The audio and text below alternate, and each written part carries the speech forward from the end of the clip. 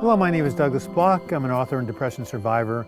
Welcome to your Depression Recovery channel, where each week we talk about practical tools and coping strategies for healing from depression and anxiety. The title of today's video is called Your Mind is a Battlefield.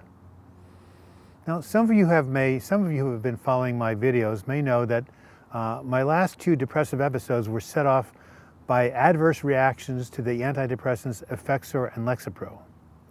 Since that time, I have decided to avoid all psychoactive substances because they could adversely affect my nervous system.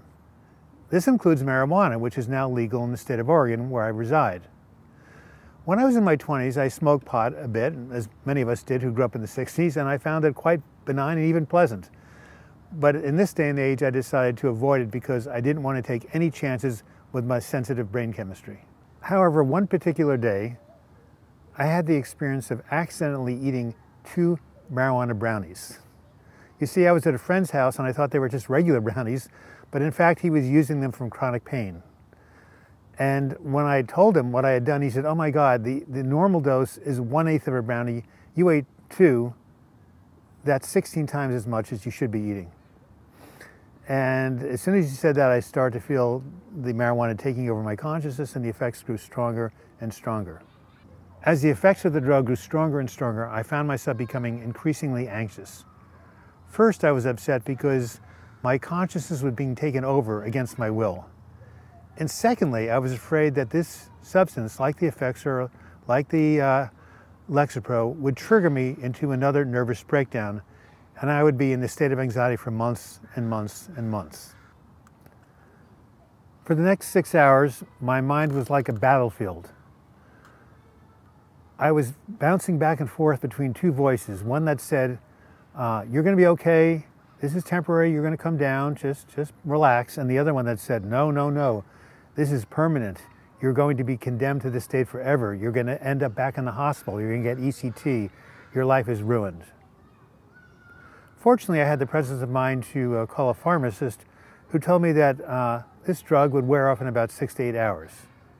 But when a person is depressed, they don't know that. As a matter of fact, no one tells them your depression is going to be gone 6 to 8 hours or 6 to 8 days or 6 to 8 months. When you're depressed, it feels like the depression is eternal and you never know if it's going to end. This is why I said in my memoir, When Going Through Hell Don't Stop, that agitated depression is like being on a really bad LSD trip, except you don't know if and when you're going to come down. Fortunately, after about 8 hours, as the pharmacist had predicted, the drug started to wear off. And as I came down, I was really gratified to see that my anxiety and my catastrophizing and my worry faded as well. I was not in permanent hell. I slept that night, and the next morning I woke up and said, "God, Douglas, you dodged a bullet. You should be really grateful," and believe me, I was. The reason I'm telling this story is because afterwards I had a realization or insight into the process of depression recovery. I realized that this battle between positive and negative thoughts is something that everybody with a mood disorder goes through. At any given point during the day, we have to decide which voice we're going to listen to. Is it the voice that says, "You're weak because you're depressed, you're never going to get better," or is it the voice that says, "You are a strong person who is overcoming this condition"? There's an old Native American tale about an elder who felt he had 2 dogs living inside of his head. One was mean-spirited and the other was sweet, and they often fought. One day someone asked him, "Well, which dog usually wins?" He replied, "It depends on which dog I feed." We are like that elder. We can be in heaven or hell depending on which dog we feed, whether we choose to focus on the positive or choose to focus on the negative. This is why challenging negative thinking is a central task of healing from depression. Fortunately, there are a host of tools out there that are designed to change our thinking from the negative to the positive.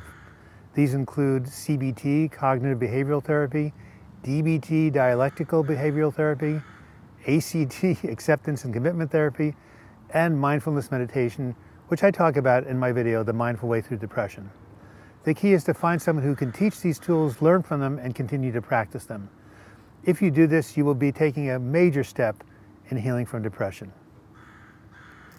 This has been Douglas Bloch. Thank you for watching this video. I hope you enjoyed it.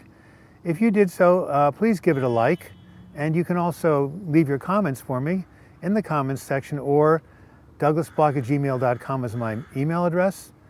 Also, during the closing credits, if you want to subscribe to my channel, you can click on my photo. If you want to visit my website, you can click on the book Healing from Depression, which will take you to the website healingfromdepression.com. And if you click on the videos, you'll be able to see those. And until we meet again, I wish you the best in your mental health recovery. Thank you.